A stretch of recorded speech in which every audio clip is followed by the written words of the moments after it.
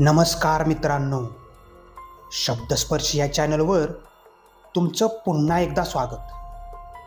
आजच्या कथेचं नाव आहे ती अमावस्येची रात्र.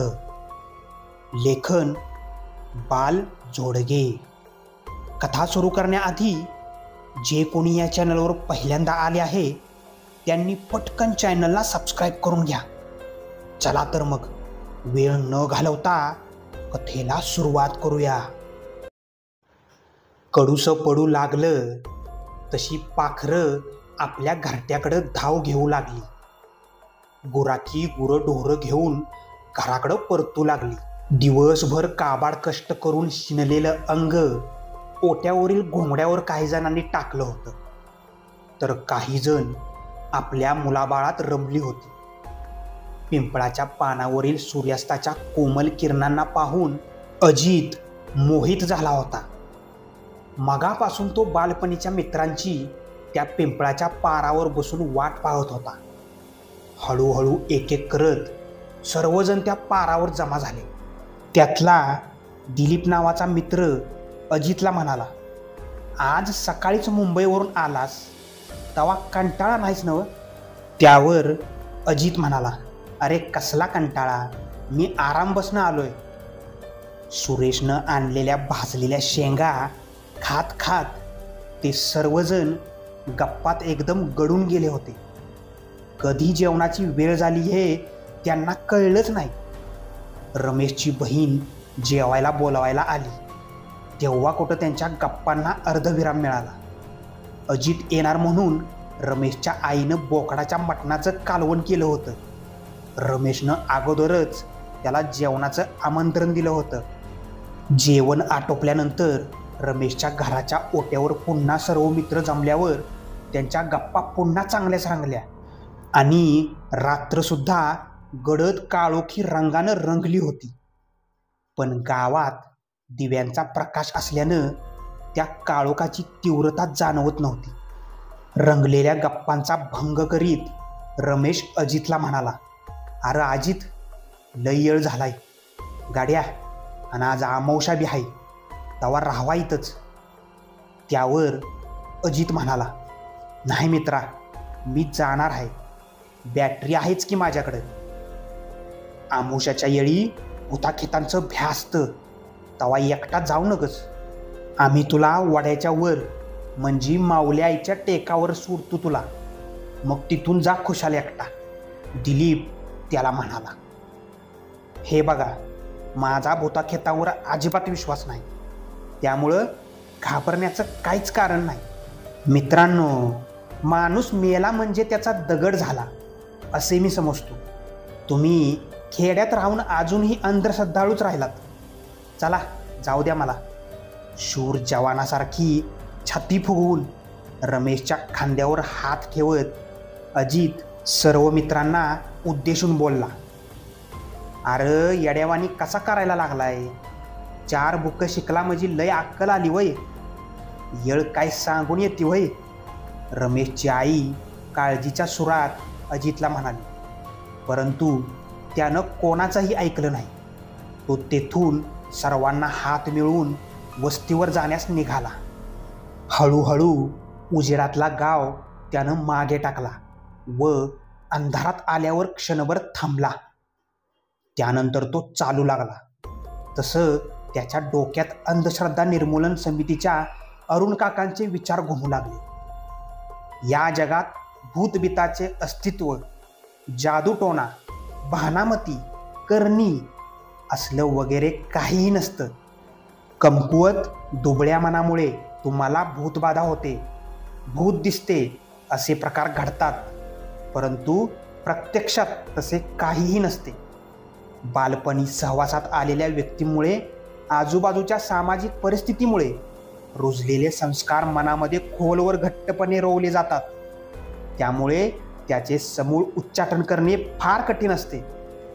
लहानपणी भुताखेताच्या गोष्टी ऐकल्या असतील, वाचल्या असतील, पाहिल्या असतील अथवा भयावह अपघात पाहिले असतील, तर त्या ठिकाणी अथवा त्या प्रसंगी ते आठवत जातं. कारण आपल्या अंतर्मनाच्या संगणकावर आयुष्यातील सर्व बऱ्या वाईट गोष्टींची सचित्र चलतचित्रासह नोंद झालेली असते आणि होत असते. दगडाला ठेचकाळल्यावर त्याच्या विचाराची तंद्री भंग पावली आणि तो भानावर आला. भानावर आल्यावर त्याला कळलं की तो ओढ्यातील वाटेवर चालत होता. काही वेळानं त्याला त्याच्या समोरून एक काळं मांजर झपकन निघून गेलेलं दिसलं. त्याच्या मनात विचारचक्र सुरू झालं. काळं मांजर कोणीच पाळत नाही, मग एवढ्या रात्रीचं हे मांजर ओढ्यात आलं कसं? इतक्यात ते मांजर भेसूर आवाजात म्याव म्याव करू लागलं. त्यासरशी त्याच्या काळजात भीतीनं धस्स झालं. भीती दूर करण्यासाठी तो गाणं गाण्याचा प्रयत्न करू लागला. तेव्हा त्याच्या तोंडातून भुताकेताचीच गाणी बाहेर पडू लागली. हे असं कसं होतंय त्याला काहीच कळत नव्हतं. कोणीतरी अमानवीय शक्ती त्याच्यावर नियंत्रण तर करत नाही ना असं त्याला वाटत होतं. तेवढ्यात कुठून तरी घोबडांचा घुतकार ऐकू यायला लागला आणि दूर कुठंतरी कुत्र्यांचा रडण्याचा आवाज येऊ लागला. टिटिव्यांचं टीव टीव टीव ओरडण्यानं आणि रातकिड्यांच्या किर्र आवाजानं ती अमावस्येची रात्र अतिशय भयानक झाली होती. त्यानं बालपणी ऐकलेल्या अकराळ विक्राळ राक्षसाच्या भयकथा, चेटकिनीच्या गोष्टी आणि त्यानं गंमत म्हणून पाहिलेला ड्रॅकुला इंग्लिश भयपट त्याच्या मनपटलावर तरळू लागला आणि तो घाबरून थरथर कापू लागला. त्याला दरदरून घाम फुटला. त्याची बोबडीच वळली. त्याला आता वाटू लागलं झक मारलेल्या का आणि मोठ्या फुशारक्या मारत अंधारात, ते पण अमावस्येच्या रात्री वस्तीवर यायला निघालो. घाबरत घाबरत त्यानं बॅटरी एक वेळ समोर फिरवली. झाडं स्तब्ध उभी होती. जणू ती घाबरल्यासारखीच भासत होती. पायाला दगड बांधल्यासारखा तो पावलं टाकत चालत होता. मनाला भीतीपासून दूर नेण्यासाठी त्यानं खिशातला मोबाईल काढला व रमेशला फोन लावला. पण पलीकडून कोणीतरी भलत्याच इस्मानं फोन उचलला आणि ती व्यक्ती घोगऱ्या आवाजात विक्षिप्तपणे मोठमोठ्यानं खदा खदा हसू लागली. बरा सापडलास आमच्या तावडीत, आता तुझी खैर नाही असं म्हणत त्यानं भेसूर आवाजात किंकाळी फोडली. तसा अजित घाबरून गर्भगळीत झाला. त्यानं झटकन फोन कट केला. आता त्याला मागे जाणं शक्य नव्हतं, कारण गाव बराच मागे राहिला होता आणि पुढं जायचं तर त्याला महासंकट वाटत होतं. तो सुदूरबुदूर होऊन गपकन खाली बसला. घामानं संपूर्ण कपडे भिजले होते. त्याच्या पायात त्राण उरला नव्हता. हातपाय गळून गेले होते. तो समजून गेला होता आपलं आता काही खरं नाही. आईचं ऐकलं असतं तर हे वाट्याला आलंच नसतं. आई म्हणाली होती, अजित बाळा, आज आमुषा आहे, तेव्हा कोणाला तरी सोबतीला घेऊन जा, नाहीतर राम्याच्या घरीच राहा आणि सकाळच्या पारी ये, लय रात करू नकोस. मित्र पण सोबतीला येतो म्हणाले होते, परंतु त्यांचंही ऐकलं नाही मी. त्यामुळंच आज आपल्या जीवावर बेतलंय. या विचारात असतानाच त्याला दूरवरून कोणीतरी त्याला हाक मारल्याचा आवाज येत होता. ए अजित, म्या येतोया, थांब. अरे अजित. आवाज त्याच्या ओळखीचा वाटत होता, पण एवढ्या रात्रीचं कोण येत असेल बरं हे त्याला कळेना. पण कोणीतरी सोबती येतंय ह्या सुखद विचारानं त्याला धीर आला. त्यानं आवाजाचा कानोसा घेतला. तेव्हा आवाज हळूहळू मोठा होत असल्याची त्याला जाणीव झाली. याचा अर्थ ती व्यक्ती जवळ येत होती. आता तो इसम त्याच्या अगदी जवळ म्हणजे पुढ्यातच येऊन उभा होता, पण अंधारात त्याला ओळखणं शक्य नव्हतं. म्हणून त्यानं बॅटरीचा प्रकाश मोठ्या कष्टानं त्याच्या तोंडावर टाकला. तेव्हा कळलं तो बालपणीचा जिवलग मित्र श्रीरंग होता. त्यानं परिधान केलेल्या पोशाखाची त्याला कल्पना आली. तेव्हा त्यानं त्याच्या सर्वांगावर खालून वरून बॅटरीचा उजेड फिरवला. त्यानं पायात स्लीपर, अंगात रंगाच्या पट्ट्याचा लेंगा व मनगटापर्यंत बाह्य असलेला ठिपक्याचा अंगरखा, खुर्दी दाढी पिळदार मिशा, डोक्यावरचे केस इतस्त विखुरलेले, किरकोळ शरीरयष्टी होती त्याची. त्याचा चेहरा तर 2 दिवस उपाशी असल्यासारखा भासत होता. अजित व त्याचे सर्व मित्र श्रीरंगला रंगा म्हणत असत. त्याच्याकडे कटाक्ष टाकत अजित त्याला म्हणाला, अरे रंगा, तू कसा काय आलास? तेव्हा श्रीरंग म्हणाला, अरे रम्यानं मला सांगितलं तू एकलाच चाललाय वस्तीवर, म्हणून म्या तुझ्या सोबतीला आलोय. आता म्या हाय तवा घाबरू नगस. हे ऐकल्यावर त्याच्या वाळक्या देहाकडे पाहत अजित त्याला म्हणाला, अरे मगाच ठाऊनं उठायचा प्रयत्न करतोय, पण मला जागचं उठता येईना. भीतीनं अंगातलं अवसान निघून गेलंय. बघ हातपाय थंडगार पडलेत. अजितचा हात धरत श्रीरंग अजितला म्हणाला, म्या हाय नव्ह, चल उठ आता. तसं अजितनं त्याच्या हाताला धरलं आणि एकटा झटक्यात त्याला उठवून उभं केलं. आश्चर्यचकित होत तो श्रीरंगकडे पाहत राहिला. त्यानं उत्सुकतेनं श्रीरंगला विचारलं, रंगा, अंगानं वाळका असून सुद्धा मला कसं काय उठवलंस र? श्रीरंग स्वतःच्या शरीराकडे पाहत म्हणाला, शरीर वाळका आहे, पण माती काम करून ते काटक झालंय. बरं ते जाऊ दे, चल बरं, लय उशीर झालाय. तुला माऊली आईच्या टेकाला सोडलं की म्या जाईन जेवायला. लय भूक लागल्या बघ गड्या. त्यावर अजित त्याला म्हणाला, अरे भूक लागली तर जेवून यायचं होतं. तेव्हा श्रीरंग म्हणाला, याड लागलंय का तुला? ठावं नाही वय, लका जेवायला मला लय येळ लागतोय. तवा पातूर तू जिथं राहिला असतास का? लका भिवून मेला असतास की.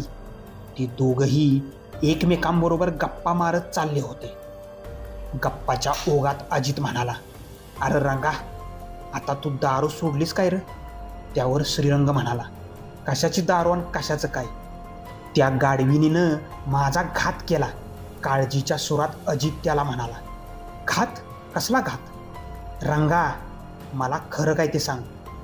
श्रीरंगनं या विषयाला बगल देत त्याला विचारलं, माझं जाऊ दे, तुझं सांग की का, किती वर्षानं भेटतोय आपण, काय करतोयस? त्यावर अजित म्हणाला, काय सांगू तुला, मुंबईला सरकारी कार्यालयात नोकरीला आहे. मुलगा कॉलेजात शिकतोय. तसं बरं चाललंय. बाबा तुझं बरं झालं, लई शिकलास म्हणून साहेबाची नोकरी मिळाली. तुझ्या मागं तुझी पोरं बी शिकायला लागली. आमच्या घराचं इस्कूट झालाय बघ. काय झालं सांगशील का मला? बायको काम करून आणायची पैका आणि म्या दारूत उडवायचो. शिकायच्या वयात पोरं माझी काम करायला लागली. या दारूनं मला झपाटलं होतं कायमचं. आवंडा गिळत तो अजितला पुढे म्हणाला, अजित, गाड्या माझं एक काम करशील का? अरे रंगा, तुझं कसलंही काम असलं तरी करीन. बोल, लवकर बोल, काय काम आहे?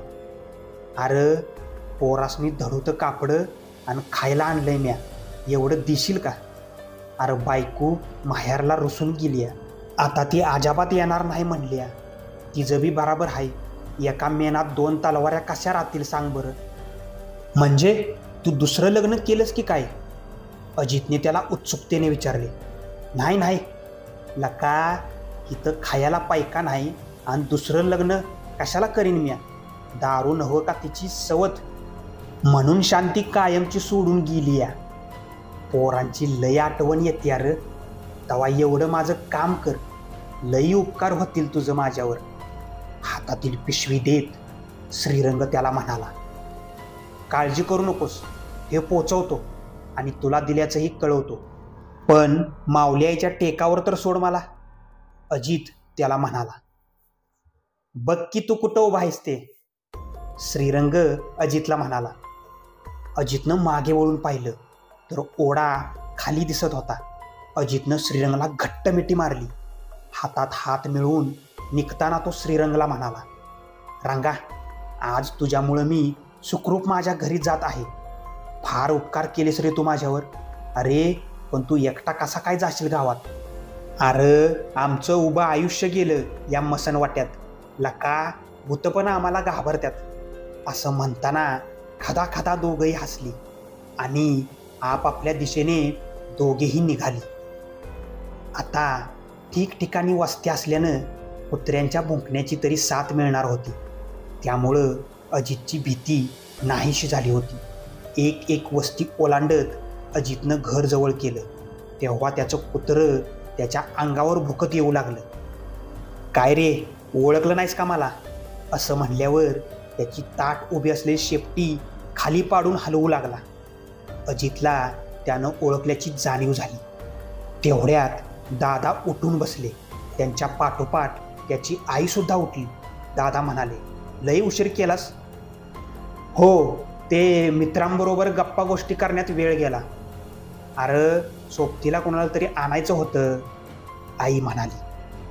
कशाला पाहिजे सोबतीला? आलो एकटाच. अजित दोघांकडं पाहत म्हणाला. एकटा? एकटा आलायस होय? दादा त्यांच्याकडं पाहत त्याला म्हणाले. गावातनं तर एकटाच निघालो होतो, पण ओढ्यात आल्यावर मला फार भीती वाटू लागली. भीतीनं गरबगळीत होऊन मी गपकन खाली बसलो, कारण त्यावेळी माझ्या अंगात त्राण उरला नव्हता.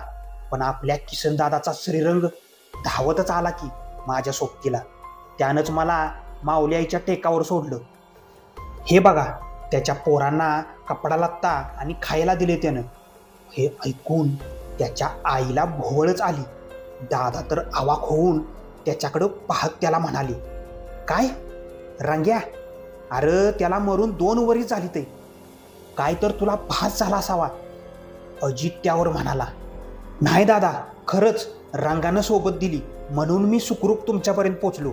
नाहीतर भीतीनं माझी पाचावर धारण बसली होती. त्यावर आईनं त्याला विचारलं, सांग बरं, कसा दिसत होता? अजितनं घडलेली संपूर्ण हकीकत त्या दोघांना सांगितली.